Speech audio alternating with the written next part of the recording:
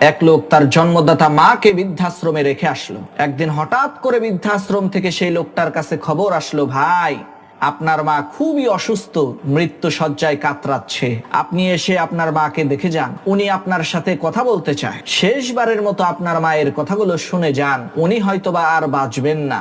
বৃদ্ধাশ্রম থেকে পাঠানো এই খবর শুনে সেই লোকটা বৃদ্ধাশ্রমের হসপিটালে থাকা তার মায়ের পাশে যেয়ে বসে তার মাকে ডাক দিল। তখন তার বৃদ্ধ মা তাকে বলতে শুরু করলো, বাবা তুমি এই বৃদ্ধাশ্রমের জানালার কাঁচগুলো মেরামত করে দিও, কারণ রাতের বেলায় এই জানালা দিয়ে অনেক ঠান্ডা বাতাস আসে, যার কারণে বৃদ্ধাশ্রমে থাকা সমস্ত লোকদের অনেক কষ্ট হয়। আর এই বৃদ্ধাশ্রমের মধ্যে তুমি ঠান্ডা পানির ব্যবস্থা করো, কারণ গরমের দিনে বৃদ্ধাশ্রমের মধ্যে ঠান্ডা পানি পাওয়া যায় না, আর গরম পানি খেলে তো গলার পিপাসাও মেটে না। আর বাবা এই বৃদ্ধাশ্রমের খাবারের রেসিপিটা তুমি ঠিক করে দিও, কারণ খাবারের মান এতটাই নিম্নমানের যে আমি দিনের পর দিন না খেয়ে